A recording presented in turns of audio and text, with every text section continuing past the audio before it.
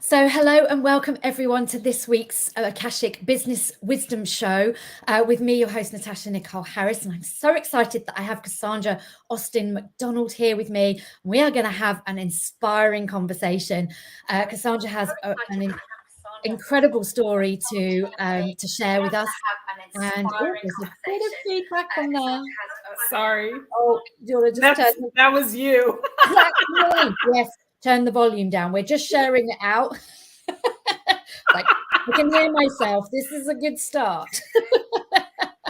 So welcome everybody to the show.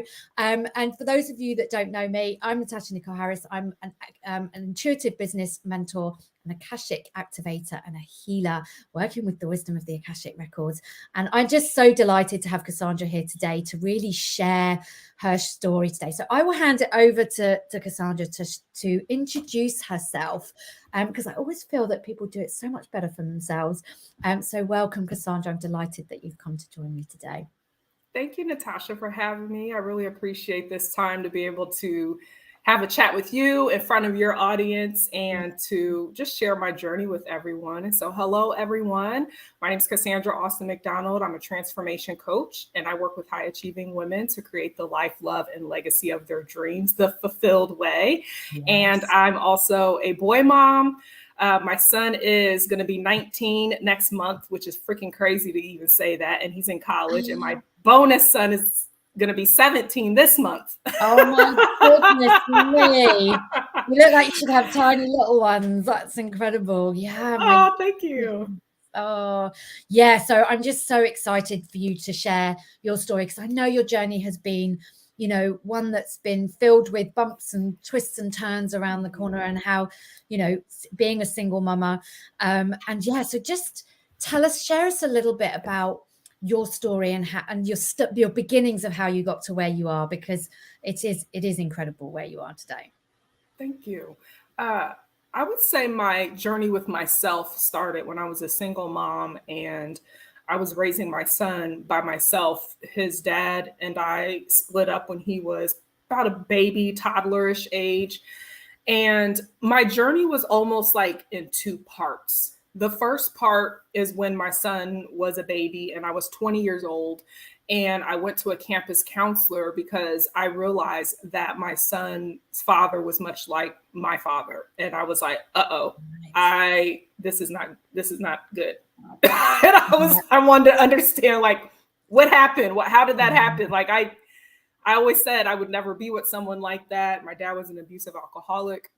Wow. And I was realizing some things as, you know, my son's father and our relationship was progressing along about him, and the experiences I was having in that relationship were reminding me of my childhood. And so I went to this campus counselor and I just wasn't ready. You know, I was 20 years old. I was so codependent and I wasn't ready. I just wasn't ready. And so once me and his dad split up for good and I had experienced enough heartbreaks, I finally realized I was the common denominator in all of these relationships that were failing and falling apart and toxic. And I was like, okay, I remember that lady when I was 20 years old on campus said I needed to forgive. And back then I wasn't trying to hear that. I was like, what? Yeah. Are you crazy? I didn't do anything wrong.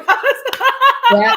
I was like, it's not for me to forgive. It's for them to apologize. And yeah, these little things that we get given along the way, the seeds that we're given, and then suddenly something else happens and we just like, oh yeah, I remember that seed that got planted. Now I need to water it a little bit, huh? Exactly. And it's funny you say that because that's what I often say. Like, the seeds were planted when I was, 20 years old and my son was a baby, and, I just wasn't ready, but that seed was still there.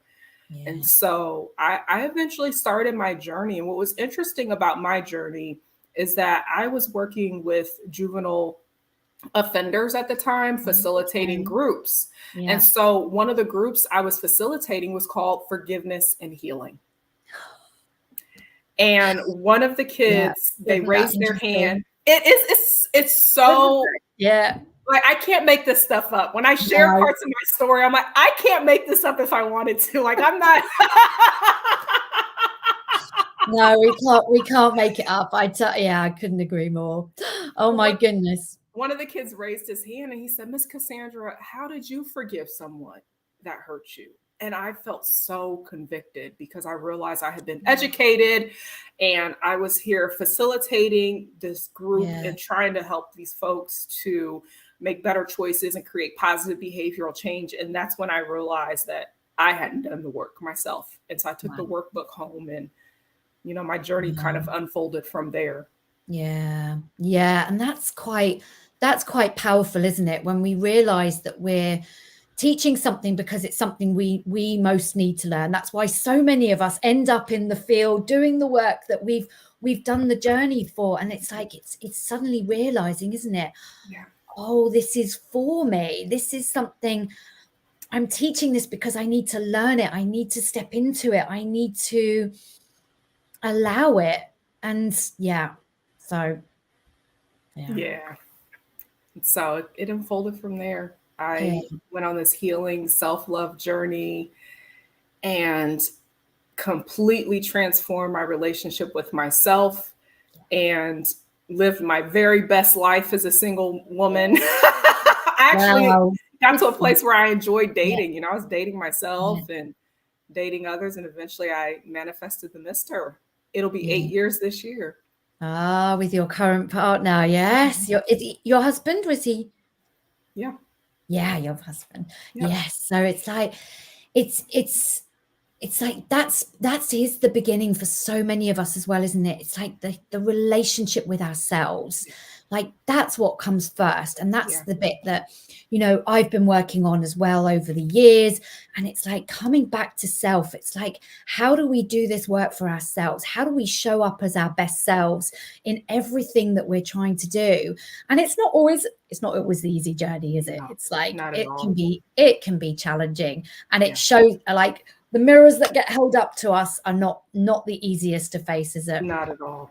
No. Not at all. It's, you know, I always tell people one of the hardest things you can do is to face yourself in the mirror and notice your own flaws, scars, mistakes, your fears, your choices, and how that contributed to the reality that you're living in. And, you know, it's very challenging when you may have experienced some of the traumas I did, you know, where you could easily justify and play the victim role and say, well, I've had these experiences and I've experienced this and that. And it's like, at some point, you know, I believe a reclamation of self means that we don't allow those experiences to define us. We don't allow our past to shape our perception of ourselves, but it requires a lot of courage and bravery to make that initial stance in front of the mirror and just look and see what's there.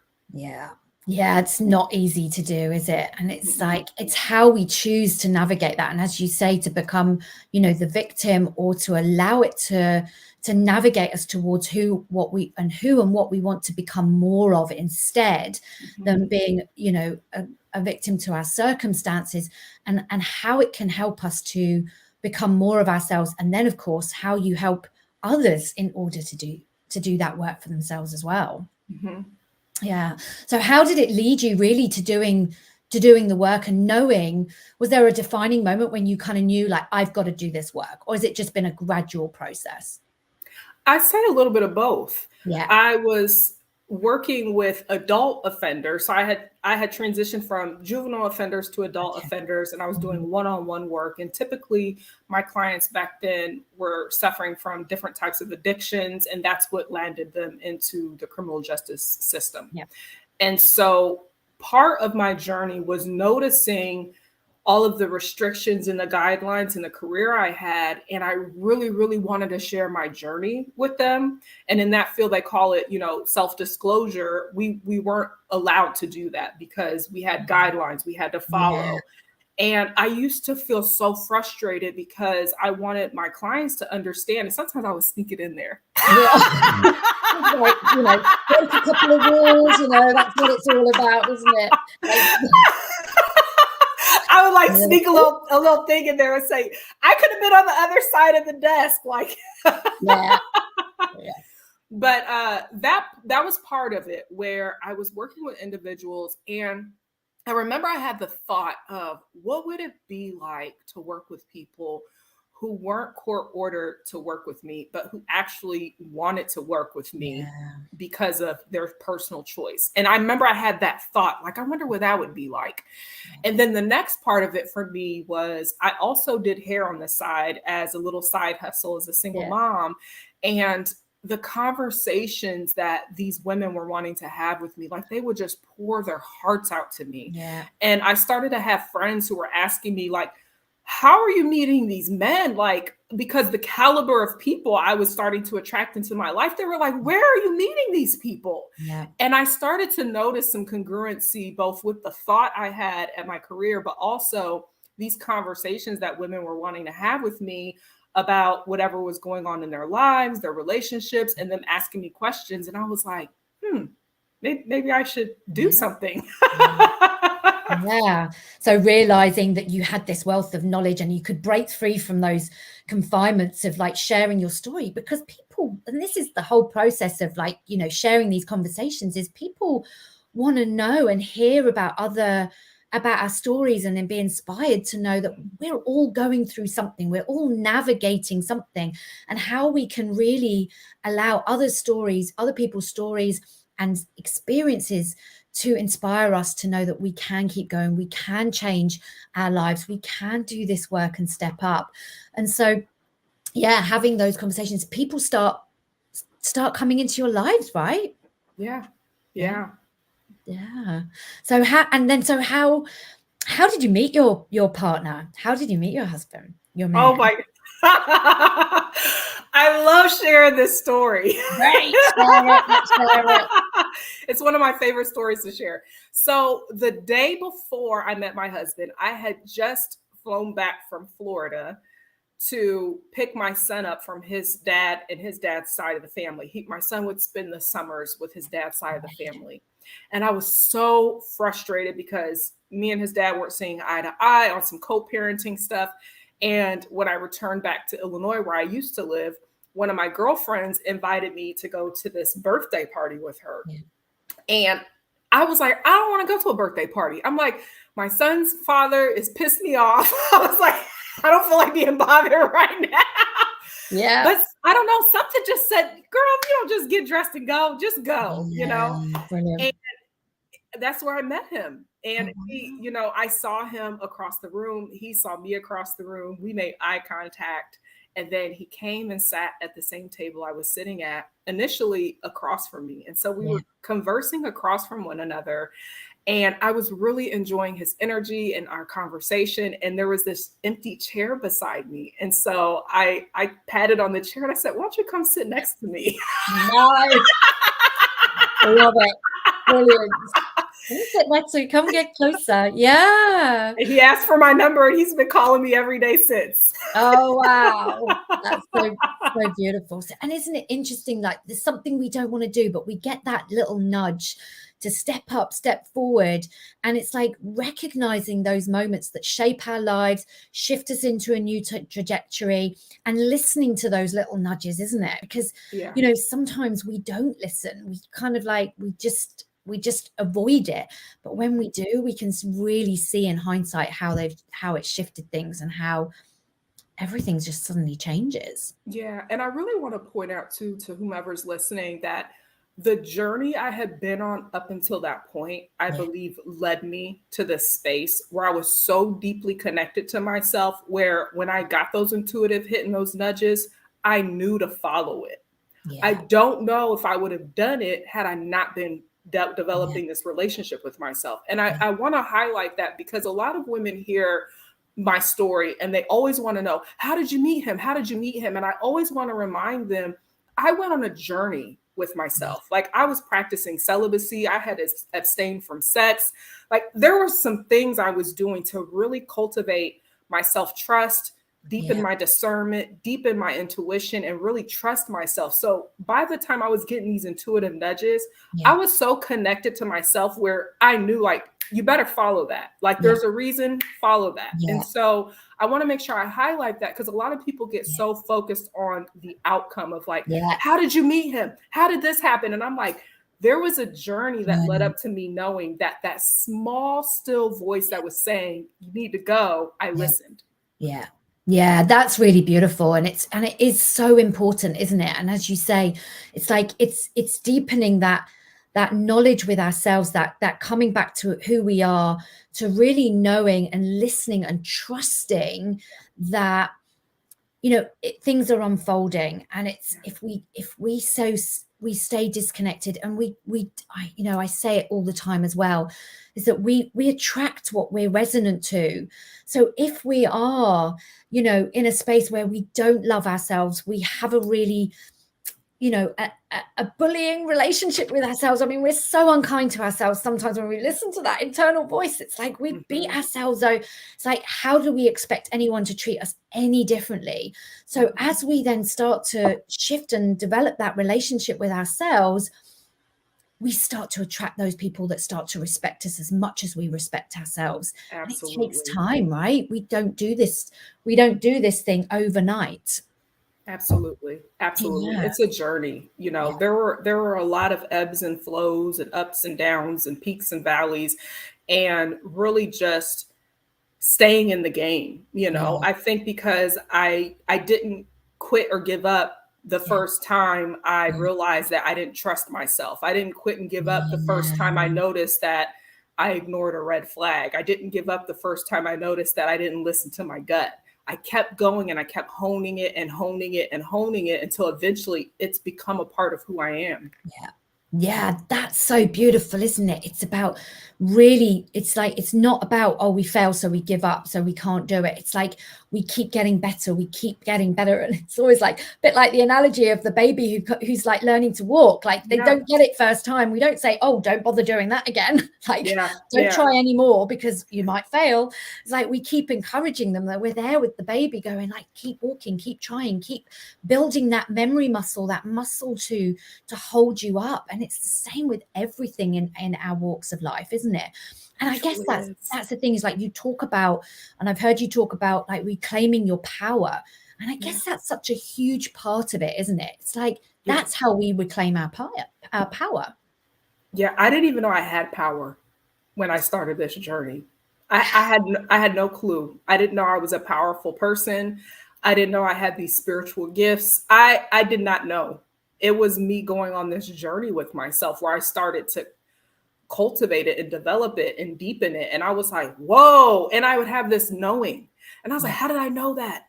How did I discern that? Like, and I started to notice things about myself and my life experiences. And it just strengthened and deepened and strengthened and deepened until, you know, where I'm at today, where when I get those intuitive nudges, I follow it.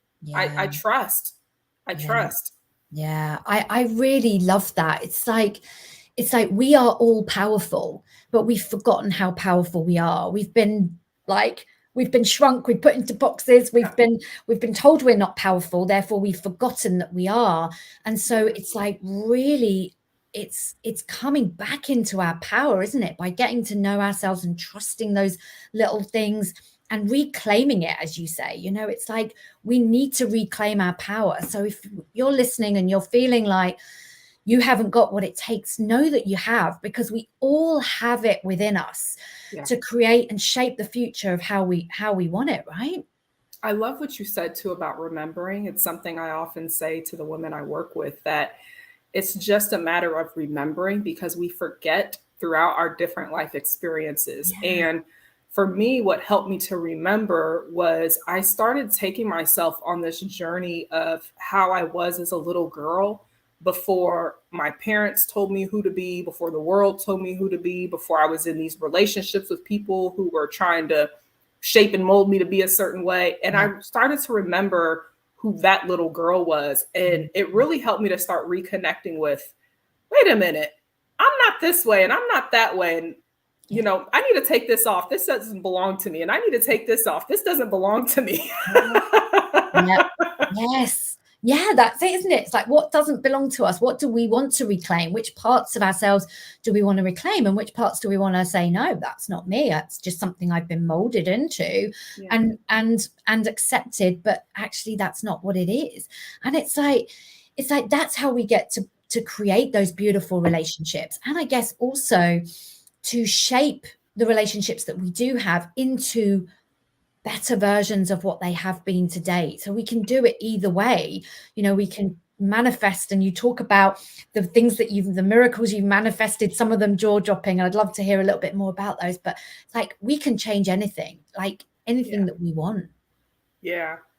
Oh my gosh, where do I begin? Give us a couple of examples, because I'm like, I know some of them, but I really want to hear like what is possible for us. So one story I love to share is that when my son's father and I were separated and not together, however, I still used to come down to Florida and bring my son down or bring him back home because his paternal side of the family is here. I always felt deeply connected to being here. And I used to always say, one day I'm going to live here.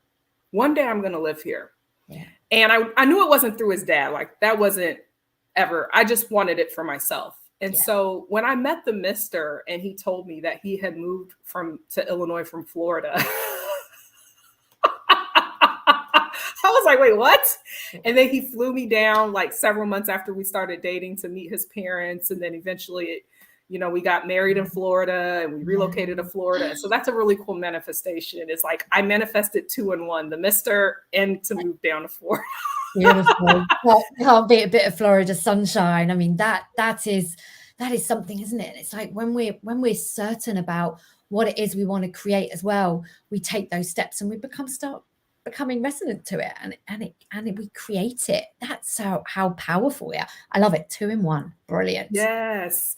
Manifestation made easy. I know. I feel like I'm like queen. That's what one of my best friends tells me. I actually did not put this jumper on purpose, but when you're talking about manifestation, I couldn't help but think about the story. Yeah. When I purchased this inside of this really cute luxury clothing boutique, I initially didn't want to buy it because I had never spent that amount on an outfit before. And the mister was like, if you really want it, just buy it. Yeah. And so I went back, I purchased it, and within less than a week, I received an unexpected check in the mail in the exact same amount that I purchased this jumper for. Wow. Wow. And that's it, isn't it? That's the beauty of it. It's like everything is a flow around the universe. Everything is in flow. And so where we give something in one direction, it flows towards someone else, and then it flows back to us through another avenue if we're open to receiving it. Absolutely. Absolutely. Yeah. And we're constantly manifesting. It's like it's being really directional and really intentional about what we want to manifest. Yeah. We're not manifesting, why did I bring this into my life? And it's like, well, then what's the healing behind that? How do we get to know ourselves better about how we're putting our intentions out, I guess, and creating more of what we do want?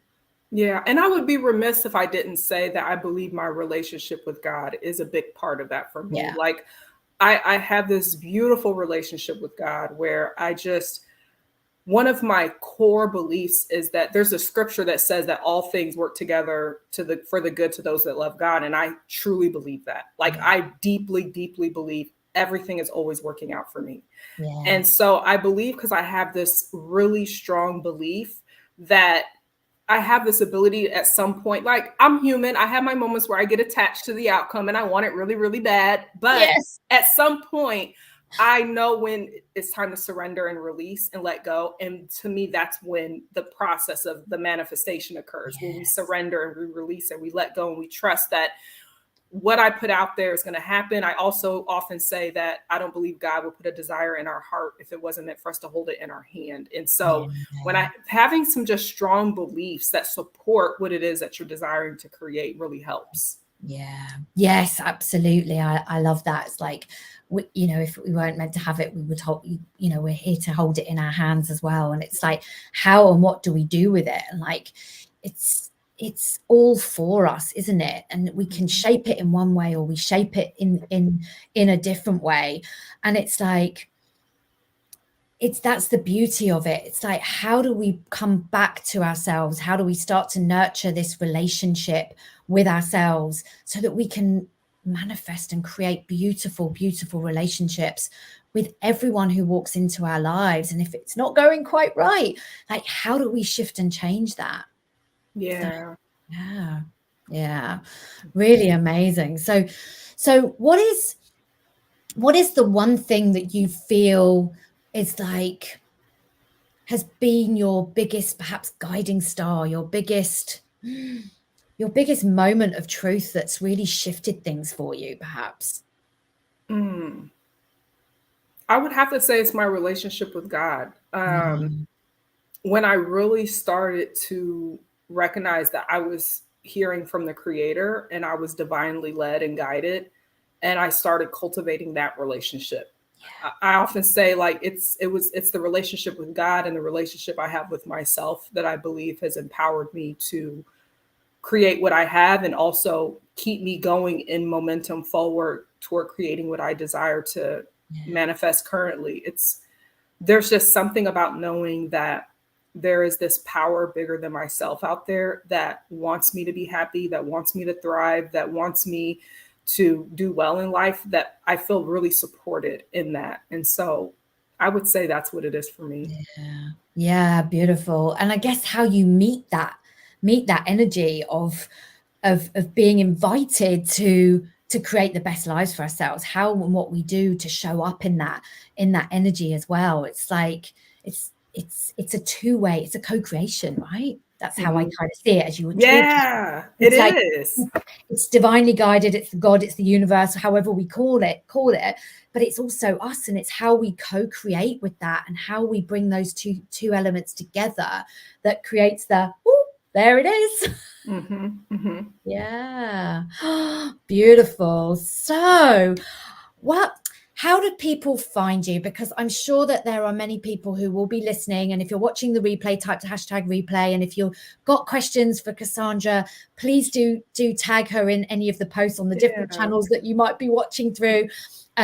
We'd love to answer those questions and let us know. But it's like, if you're struggling with something and have a relation, I highly recommend you reach out to Casandra and find out a little bit more. But how do people find out about you, and what is it that you can support them with? I am all over these social media streets. I love your social media posts. So if you literally, like the name you see here, Casandra Austin-McDonald, and you search on Instagram, Facebook, LinkedIn. I've recently been playing around on TikTok. You can find me. Yeah. I'd say the best way to connect with me is Facebook. That's where I tend to hang out the most. And I offer private coaching, and I'm currently running a 8-week group coaching program called Magic in Your Match, Create Your Greatest Love Story. And we're on week 2 this week. And so the doors are still open. If that's something you're interested in, we could have a conversation about it. But I do offer private coaching for women who are looking to reclaim their power and create the relationship of your dreams. Or I also have worked with women who really want to deepen their purpose and their calling in life and just have more courage and showing up more powerfully and boldly. So whatever fits your boat, you can reach out, and I'd be more than happy to see how I can support you. Yeah, brilliant. So I definitely recommend, Casandra put some incredible posts out there. So the wisdom that comes through her in those is just incredible. I love seeing your face pop up and your beautiful smile as well. Always brightens my day. And it's like, if you need some support around, relationships with yourself, with others, then do reach out and do let Casandra know. And yeah, we are here every, Inspiring Conversations. I am booked out till the end of the year with That's amazing. I know, it's incredible. Every 2 weeks. So the 1st and the 3rd Wednesday of every month at 4 p.m. UK time. And I have a masterclass on business energetics that I run every last Wednesday of the month as well. And come and join the Soul Aligned Leaders Facebook group if you're not a member of that and you're watching on any other platforms.